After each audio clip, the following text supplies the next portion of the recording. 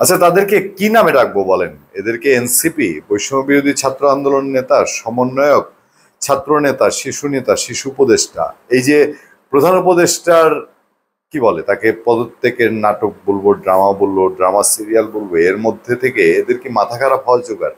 একেবারে যখন খবর শুনেছে ছুটে গিয়েছে, তাদের কারণেই ভদ্রলোক ডোবার মতো অবস্থা। সবাই তো তাই বলছে। চারদিকে পত্রপত্রিকার সমস্ত রিপোর্ট, কয়টা রিপোর্ট পড়বেন? মানবজমিন পড়েন, বিবিসি পড়েন, বিশ্লেষণ করেছে যে ডক্টর ইউনূসের এই যে একটা অবস্থায় পড়েছে, নাজেহাল অবস্থায়, এটার কারণ কি? কারণ ওই দুই ছাত্র উপদেষ্টা আর হইলো এই এনসিপি। এনসিপি নেতাদের সুর বদলেছে, সুর বদলে বদলে নাহিদ সাহেব এসে এখন আবার তাদের চিফ লিডার, এখন ক্যাপ্টেন নাহিদ বলছে যে আরেকটা ১/১১ বন্দোবস্ত করার পায়তারা চলছে। ১/১১ কিভাবে আসে বলেন তো দেখি? ১/১১ যে ২০০৬ এসছিল, এটা কিভাবে আসছিল? আপনি তো তখন শিশু, প্রায় কৈশোরে। আমরা তো দেখেছি ১/১১ কিভাবে আসছে। বাংলাদেশের শাসক গোষ্ঠী এবং বিবদমান ২-৩ রাজনৈতিক দল, বিএনপি, আওয়ামী লীগ, জামাতে ইসলামী, মানে পারলে গৃহযুদ্ধের দিকে যায় দেশ, এরকম একটা সিচুয়েশন। এবং নির্বাচন নিয়ে তাদের যা ক্ষমতা ছিল, নির্বাচন নিজের ফেভারে রাখার জন্য চেষ্টা। সেই প্রেক্ষাপটে বিএনপি চেয়েছে তার মতো করে একজন তত্ত্বাবধায়ক সরকারের প্রধান হবে, এই নিয়ে লেগেছে গিট্টু, এই গিট্টুতে গিট্টুতে। এবং আওয়ামী লীগ তার ফেভারে নির্বাচনের পরিবেশ রাখবে, বিএনপি তার ফেভারে নির্বাচন রাখবে, ১/১১ এসছে। সেই পরিস্থিতির দায় কার? দায় তো বাংলাদেশের রাজনৈতিক দলের। এইবার যদি ১/১১ মতো বন্দোবস্ত আর পরিস্থিতি হয়, দায় তো টোটালটা এনসিপির এবং বর্তমান ডক্টর ইউনূস সরকারের। আপনারা কি করেছেন? আপনারা দেশে এসে নির্বাচন দিবেন না টাল্টি বাল্টি শুরু থেকে শুরু করেছেন। তারপরে তাল দিয়েছেন আপনারা এনসিপির নেতারা, সমন্বয়করা। ২ দিন আগেও তো গলা ফাটিয়েছেন, নির্বাচন কমিশনে গিয়ে বলছেন কোনো নির্বাচন হবে না স্থানীয় নির্বাচন ছাড়া, আগে স্থানীয় নির্বাচন হতে হবে। কোন অদ্ভুত কারণে স্থানীয় নির্বাচন হতে হবে মানুষ বুঝে গেছে। আপনাদের হঠাৎ খোয়াব দেখেছেন, রাত্রেবেলা খোয়াব দেখেছেন যে স্থানীয় নির্বাচন হলে জাতীয় নির্বাচন একটু পিছাক।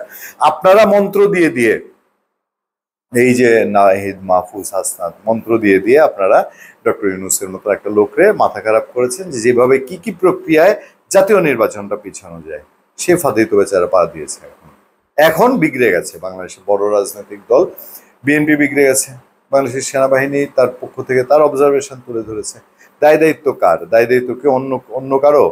তো সেই প্রেক্ষাপট যদি 1-11 আসেই, সেই প্রেক্ষাপটের দায় দায়িত্ব, ব্যর্থতার দায় দায়িত্ব সমস্তটাই এনসিপি এবং বর্তমান সরকারকে নিতে হবে। আমি একজন জামাত নেতার সঙ্গে কথা বলছিলাম কিছুক্ষণ আগে, উত্তরবঙ্গের ডেডিকেটেড জামাত নেতা। আমরা সবসময় সব রকম দলের সাথে আমাদের সোর্স থাকে, আমরা কথা বলি। এক কথাই তিনি বলেছেন যে এই সিচুয়েশনের জন্য তো এই এনসিপি দায়ী। এনসিপি যা করছে এনসিপির মধ্যে থেকে, এবং তাকে এনসিপিকে জামাত ইসলামের এই যে মাঠ পর্যায়ের কর্মী, তিনি মাঠ পর্যায়ের নেতা বলবো না আমি, তিনি কর্মী বলবো, জামাত সমর্থক মানুষ, তারাও বলছে এনসিপির তো সরকারি দল মনে করা হয়।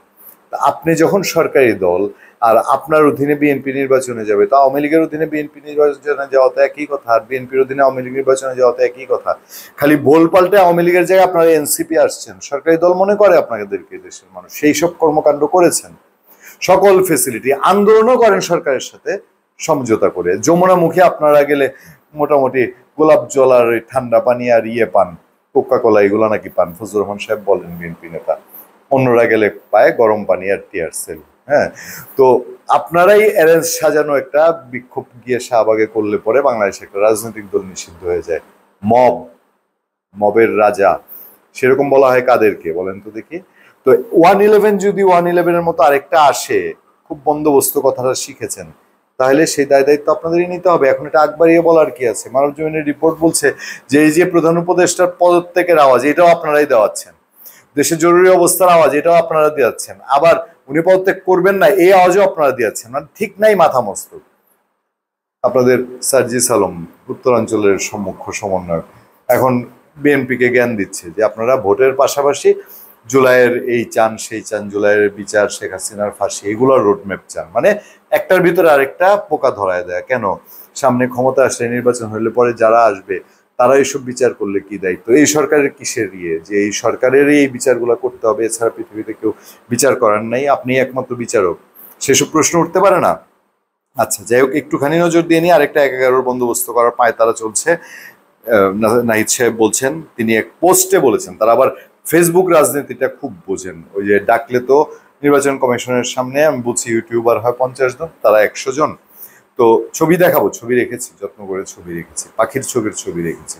পাখির ছবিগুলো ওনারা দেখেন কিনা চোখে আমি জানি না, বুঝবেন ওনাদের মাটির পায়ের নিচে কি আছে, কি হবে। ডক্টর মোহাম্মদ ইউনূস গেলে পরে ওনাদেরকে খুঁজে পাবে বাংলাদেশের মানুষ কোথায়। ডক্টর ইউনূস আছেন বলেই তো ওনারা আছে। যাই হোক, আরেকটা 1-11 বন্দোবস্ত করার পায় তারা চলছে।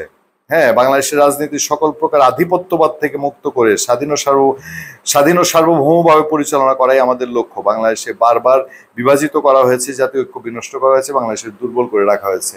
আওয়ামী লীগ থাকতে বলেছি, 2 ভাগ ছিল, আওয়ামী লীগ আর এন্টি আওয়ামী লীগ। আপনারা এই যে সরকারি দল, আপনারা আসার পরে বাংলাদেশে 4-5 খণ্ড হয়ে গেছে। আপনারা নিজেরা এক দল, জামাত ইসলামী, বিএনপি, এবং পুরোপুরি যেসব বিষয়ে মানুষের কমন সেন্টিমেন্ট, আপনাদের চলাফেরাই হচ্ছে তার বিরুদ্ধে। সেগুলো করতে গিয়ে এই রাজনীতি দলগুলোর দিচ্ছেন বিগড়ে, এবং এখন সুন্দর সুন্দর কথা বলছেন বাংলাদেশ রাজনীতিতে সকল প্রকার ফেসিবাদ থেকে মুক্ত করে স্বাধীন সার্বভৌম রাখতে হবে, হ্যান তেন। আওয়ামী লীগকে নিষিদ্ধ করার পর থেকে আবারও দিল্লি থেকে ছকাকা হচ্ছে দেশে অস্থিতিশীলতা তৈরি করার, দেশকে বিভাজিত করার। আচ্ছা, দোষ আবার ঘুরে গিয়ে আওয়ামী লীগের উপরে। তিনি বলছেন ফেসিবাদ আধিপত্যবাদের বিরুদ্ধে দেশপ্রেমিক ও বাংলাদেশপন্থী ও ধর্মপ্রাণ ছাত্র জনতাকে সার্বভৌমত্ব সংস্কার ও জুলাই অভ্যুত্থানের পক্ষে ঐক্যবদ্ধ। ও তাদের আবার ওই যে জুলাই প্রক্লেমেশন, ওই স্বপ্ন এখন যায়নি। এটা দিয়ে আবার কয়েকদিন সময় কাটানোর ইচ্ছা কিনা। জুলাই ঘোষণাপত্র নির্ধারিত সময়ের মধ্যেই দিতে হবে, ঘোষিত টাইম ফ্রেমের মধ্যেই নির্বাচন হবে। সেই ঘোষিত টাইম ফ্রেম কি? ডিসেম্বর থেকে জুলাই। এটা কোনো কথা হইলো? ওই সময়ের মধ্যে 2টা তত্ত্বাবধায়ক সরকার দেশ চালানো সম্ভব। নাহিদ বলছেন, এনসিপির নেতা, নির্বাচনের আগে জুলাই গণহত্যার বিচার দৃশ্যমান হবে এবং বিচারের রোডম্যাপ আসতে হবে। ওই যে প্রশ্ন করলাম, কেন? আপনি তো ক্ষমতা যেতে পারেন, আপনি যদি এত জনপ্রিয়, এত কিছু হন, দেশ এরকম পাল্টে দিবে, তো আপনি যান, আপনি গিয়ে তারপরে জুলাইয়ের বিচার করেন। আপনার নিজের উপরে সে আত্মবিশ্বাস নাই। ধন্যবাদ সবাইকে, ভালো থাকবেন, সুস্থ থাকবেন, সত্য, করুণা এবং সহনশীলতার সাথে আপনার সাথে আমি আতিক রহমান পূর্ণিয়া।